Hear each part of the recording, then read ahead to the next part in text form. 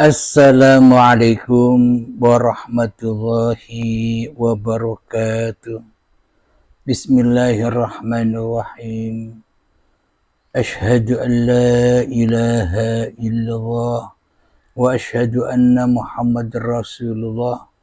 Allahumma salli ala Sayyidina Muhammad wa ala ali Sayyidina Muhammad. Rabbi israh li sadri wa yassir li amri wahlul 'uqdatam min lisani yafqahu qawli. Amin. Bismillahirrahmanirrahim. Salam hormatku, salam takzimku selalu buat para sahabat-sahabatku tercinta, baik yang ada di dalam ataupun yang ada di luar negeri. Semoga kita semua selalu di dalam kebahagiaan. Amin ya rabbal alamin. Bismillahirrahmanirrahim. Melanjutkan episode yang lalu, yang mana pertanyaan dari saudara kita, apakah nanti di alam ketika kita sudah mati masih ada alam-alam yang lainnya yang selama ini digembar-gemborkan, didongeng-dongengkan kepada kita semua, dan apakah makna hidup itu setelah kita mati nanti, hidup kita itu kemana? Itulah pertanyaannya. Kelanjutan episode yang lalu, yakni tentang kiamat yang disaksikan oleh para nabi dan para rasul. Jadi tanpa hari kiamat, tanpa menyaksikan hari kiamat, maka tak akan pernah ada para nabi dan tak akan pernah ada para rasul. Karena iman kepada hari kiamat, yakni iman yang nomor 5, itu runtutan dari iman kepada Allah, iman kepada para malaikat Allah, iman kepada kitab-kitab Allah, iman kepada rasul-rasul Allah, dan iman kepada hari akhir atau hari kiamat. Secara logikanya, bila kiamatnya belum ada, bila kiamatnya belum terjadi, bagaimana mungkin kita bisa menyaksikan kiamat itu? Dan bagaimana mungkin kita bisa iman, bisa Islam, masuk Islamnya Allah bila belum kiamat? Persyaratan untuk kembali kepada Allah ya harus mati dulu, ya harus kiamat dulu. Makna kiamat yang dimaksud bukan kiamat-kiamat ala pemahaman dongeng-dongeng itu. Katanya hancur leburnya langit Sabtuju, hancur leburnya bumi Sabtuju, bukan yang di luar itu. Itu semua hanya dongeng-dongeng, kiasan-kiasan saja.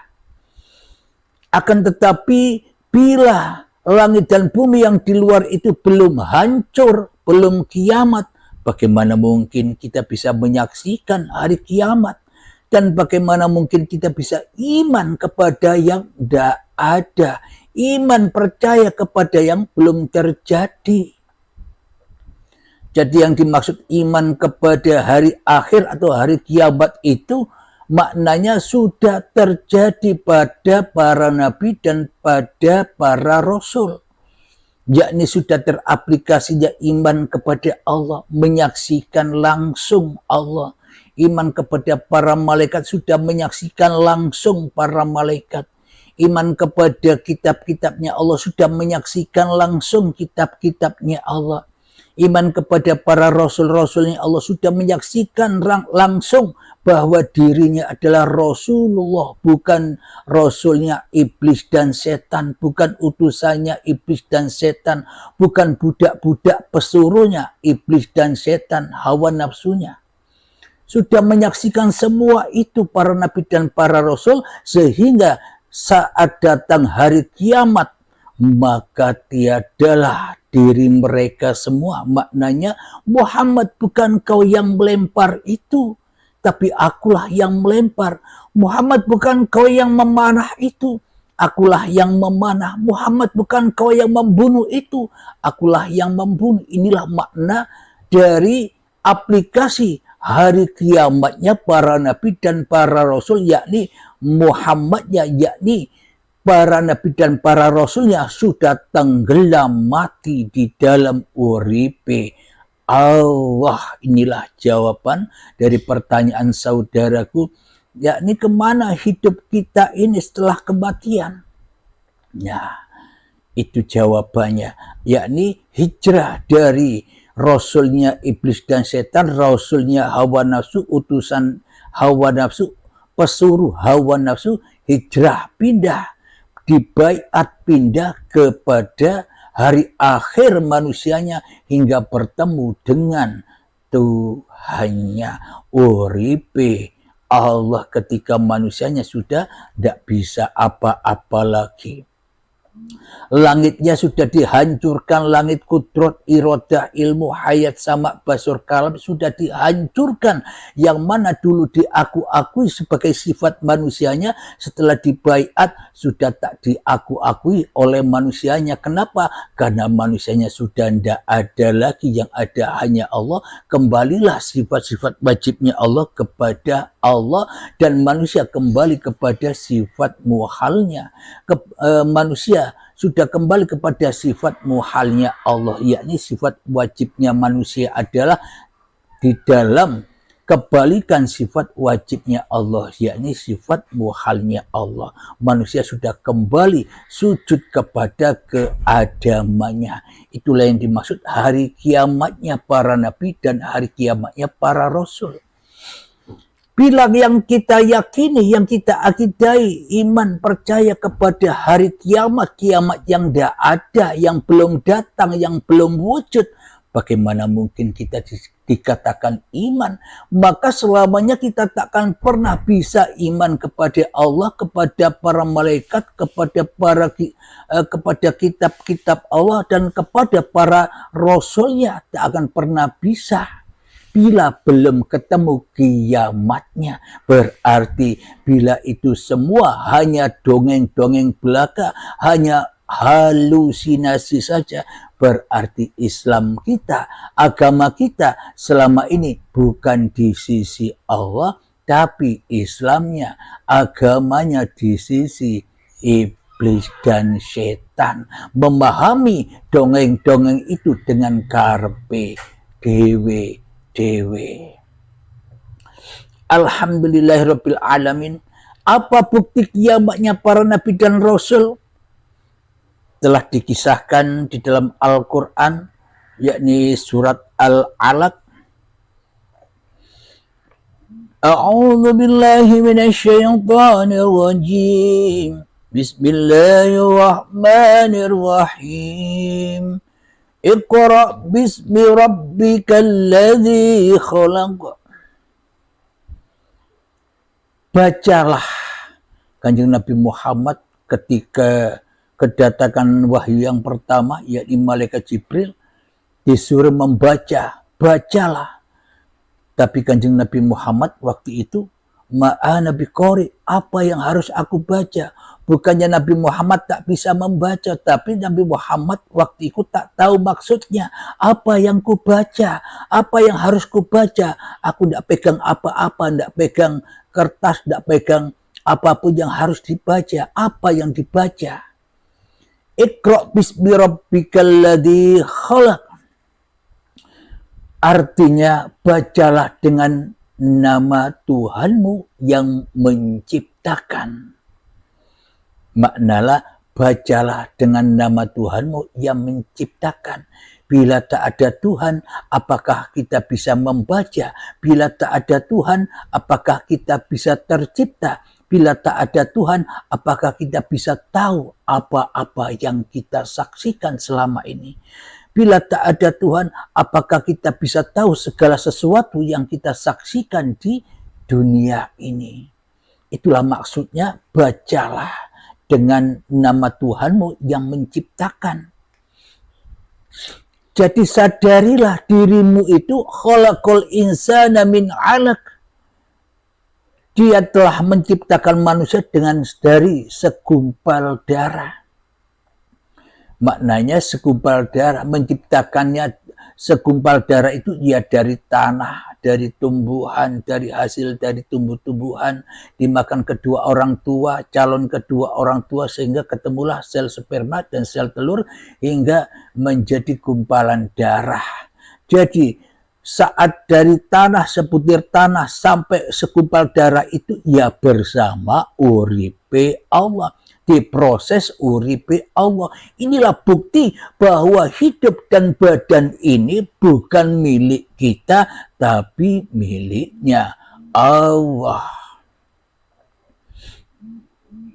Kalau hidup dan badan ini milik kita, tentunya kita tahu, kita ingat sejarah kita sendiri, kita ingat penciptaan kita sendiri, kita nyipta-nyipta sendiri dari tanah, kita makani tubuh kita sendiri, kita minumi tubuh kita sendiri hingga sehat, hingga bugar, bergerak lagi menuju tumbuh-tumbuhan, kita makani lagi sendiri, kita minumi lagi sendiri hingga berkembang menjadi hasil dari tumbuh-tumbuhan, buah-buahan, sayuran, dan padi, sehingga kita hidupkan lagi, kita makani lagi, kita minumi lagi tubuh ini hingga menjadi sel sperma dan sel telur. Kalau memang hidup dan badan ini milik kita, ya tentunya ya kita sendiri dulu yang ngerumat, yang memelihara, yang menjaga, yang mengkasih sayangi, yang memakan minumkan dulu. Tidak boleh lalai, tidak boleh lupa bila memang hidup dan badan ini milik kita. Tapi apa buktinya? Kita tidak tahu apa-apa tentang pemprosesan, tentang kejadian, tentang penciptaan diri kita sendiri. Itulah bukti yang sangat amat nyata bahwa hidup dan badan ini bukan dohir batinmu, tapi dohir batinnya Sang Pencipta. Belalah Tuhanmu di dalam hatimu, jangan kau bela iblis dan setan yang selama ini merebut hak kuasa Allah menjadi milik iblis dan setan. Apa? Hidup dan badan kita diaku-akui, kita disuruh mengaku-ngakui. Agar apa? Agar kita sama-sama di neraka, di penjara, dibakar oleh Allah bersama iblis dan setan. Disuruh makan buah khuldi supaya langgeng, supaya abad dan abada. Di mana? Di dalam nerakanya Allah. Berarti neraka itu kapan? Sekarang apa besok? Silakan jawab sendiri. Sudah ditunjukkan alam-alam yang hak, alam-alam yang nyata di sisi Allah. Kelanjutannya, Iqra wa rabbukal akram. Baca dan Tuhanmu lah yang maha mulia. Selama ini di dalam hati kita kan kita merasa lebih fakta, lebih mulia, lebih akbar daripada Allah. Sementara Allah kita fiktifkan. Sementara Allah kita najiskan. Sementara Allah kita bunuh, kita musuhi. Agar apa? Agar kita nampak lebih fakta daripada faktanya Sang Pencipta diri kita. Inilah yang dimaksud bahwa kita selama ini mentuhankan diri kita sendiri, tapi rasa sadar kita menjadi ateis, tapi rasa sadar kita menjadi kafir, tapi rasa sadar kafir itu terhijab, tidak bisa pulang kepada Tuhannya. Siapapun manusia bila kewujudan diri manusianya lebih fakta dari kewujudan Tuhannya di hatinya, maka itulah kafirin, ya termasuk saya. Jadi bila manusianya masih ada, ya kafir terus, sholatnya di lembah neraka, ibadahnya di lembah neraka, sholawatanya di lembah neraka, tahajudnya di lembah neraka, sholat duhanya di lembah neraka, puasanya di lembah neraka, kebaikannya di lembah neraka, kekayaannya di lembah neraka, pangkatnya di lembah neraka, jabatannya di lembah neraka, semuanya serba neraka dan makan minumnya darah dan nanah.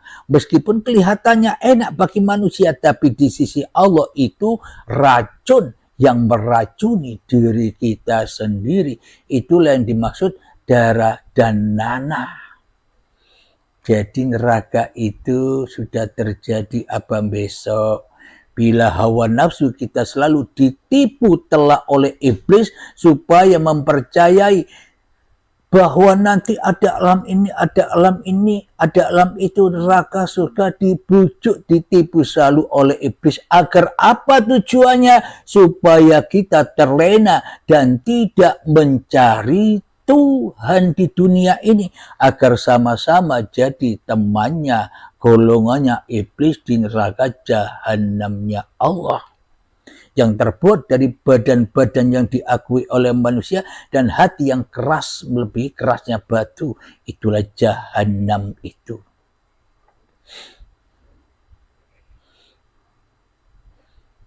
Kelanjutannya, alladzi 'allama bil qalam,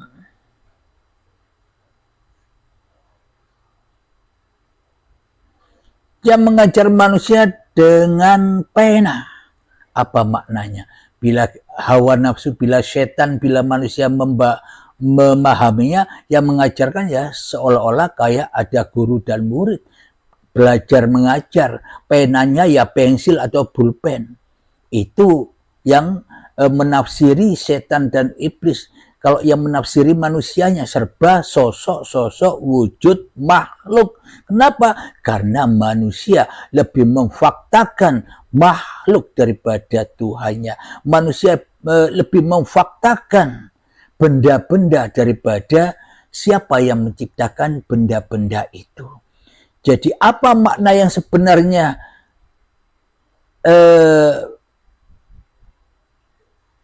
Allah akan mengajarkan manusia dengan pena itu? Maknanya Allah mengajarkan Adam atau yang tidak ada ini dengan uripe Allah. Ketika pena Allah, ketika uripe Allah jejak berdiri, ketika uripe Allah ditegakkan oleh manusianya, ketika manusianya selepas baiat, ketika manusianya sudah tersungkur sujud kepada Sang Pencipta, itulah yang dimaksud Allah mengajarkan manusia dengan pena. Allah mengajarkan manusia dengan uripe Allah dewe. Jadi melihat apapun, melihat mobil, oh tanpa Allah mobil tak ada. Itulah ajaran Allah. Melihat rumah, tanpa Allah rumah tak ada. Itulah yang dimaksud manusia mengajarkan, Allah mengajarkan kepada manusia dengan pena. Ketika melihat gunung, oh ternyata gunung itu tak wujud bila tak ada Allah. Inilah pengajaran Allah dengan penanya itu, dengan uripe Allah. Jadi sahabat-sahabat, dimanapun Anda berada, baik yang ada di dalam ataupun yang ada di luar negeri, yang sudah berbaiat, selamat bagi Anda semua. Sudah diajari langsung oleh Allah tentang ilmu-ilmu Allah, karena Anda sudah berguru langsung kepada Allah. Tanpa pintu baiat, bila belajar sendiri, ya akhirnya hawa nafsu yang jadi Tuhannya, hawa nafsu yang akan jadi pembimbing dan mursidnya. Jadi di sini tak ada paksaan untuk berbaiat, hanya Allah lah yang mengkehendaki masing-masing hamba-hambanya. Allamal insana ma lam ya'lam.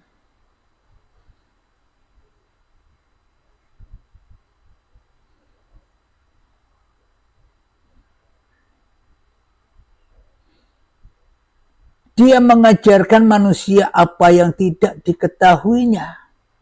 Apa maknanya? Dulu kita masih akil balik. Sebelum datang akil balik kita tidak tahu apa-apa. Jangankan kepada nama-nama benda-benda. Kepada nama kita sendiri saja kita tidak tahu karena masih Adam, belum makan buah khuldi. Jadi jangankan kepada nama-nama benda dan nama-nama segala sesuatu, kepada nama diri kita saja kita tidak tahu. Maka allamal insana ma lam ya'lam, Allah akan mengajarkan kepada manusia apa-apa yang belum diketahuinya. Jadi itu secara syariatnya waktu akil balik kita diajari oleh orang tua kita, le ini sendok, le ini pisau, le ini piring, ini tas, ini bunga, ini gunung, itu jalan, itu mobil, itu kuda, itu gajah dan sebagainya. Kalau tak ada uripi Allah, apakah kita bisa diajari nama-nama itu? Bila kita tak ada di dunia ini, bila kita tidak dihidupi Allah di dunia ini, ya kita tidak tahu apa-apa. Itu makna syariatnya. Makna hakikatnya bagaimana? Ketika kita sudah bertemu dengan hari kiamat, ketika kita sudah bangkit dari kekiamatan seperti para nabi dan para rasul, maka Allah akan mengajarkan apa-apa yang belum diketahui oleh manusia maknanya. Cara membacanya seperti tadi itu. Kenapa? Karena kau hadapkan kepada apapun kewujudan segala sesuatu, ya disitulah wajhullah. Itulah yang dimaksud Allah mengajarkan kepada manusia apa-apa yang belum diketahuinya. Maka manusia akan mendapatkan wahyu, mendapatkan ajaran-ajaran langsung dari Tuhannya ketika sudah baiat, ketika sudah ketemu dengan kiamatnya. Itulah yang dimaksud hari kebangkitan untuk menghadapi qada dan qadarnya Allah. Sudah tidak menghadapi qada dan qadarnya manusia lagi. Selama ini qada dan qadarnya yang kita hadapi kan qada dan qadarnya, baik dan buruknya, taat dan maksiatnya manusianya, bukan? Seolah-olah kita yang mampu berbuat baik, seolah-olah kita yang mampu berbuat buruk, seolah-olah kita yang mampu berbuat ketaatan, dan seolah-olah kita yang mampu berbuat kejelekan. Itu semua karena yang kita jadikan sesembahan masih iblis dan setan. Jadi qada dan qadarnya ala qada qadarnya iblis dan setan. Kenapa? Karena kita belum masuk Islamnya Allah. Inna dina indallahil Islam. Sesungguhnya agama yang diterima oleh Allah adalah, di sisi Allah adalah Islam. Islamnya apa? Selamatnya hatimu dari dirimu hingga kau rela membela Tuhanmu di hatimu daripada dirimu sendiri. Itulah agamanya seluruh manusia, dari Allah kembali kepada Allah. Alhamdulillahirrabbilalamin. Kita lanjutkan nanti ada apa saja di alam kebangkitan itu, yakni qada dan qadarnya Allah itu yang bagaimana. Tadi dikatakan allamal insana ma lam ya'lam. Allah akan mengajarkan kepada manusia apa-apa yang belum diketahuinya. Siapa yang diajarkan? Orang-orang yang sudah masuk Islam, orang-orang yang sudah masuk agamanya Allah, dan orang-orang yang sudah berbaiat, meninggalkan seluruhnya, meninggalkan dunianya, meninggalkan amalnya, meninggalkan ilmunya, meninggalkan kecerdasannya, meninggalkan kepintarannya, meninggalkan perdebatannya, dikumpulkan semuanya, bahkan hidup dan badannya sudah dihancurkan, dipasrahkan kepada hak milik Tuhannya, maka akan ketemu dengan hari kebangkitan. Alhamdulillahirrabbilalamin. Semoga saya khususnya dan semoga kita semua selalu di dalam lindungan Allah Subhanahu wa ta'ala. Akhirul kalam, assalamualaikum warahmatullahi wabarakatuh.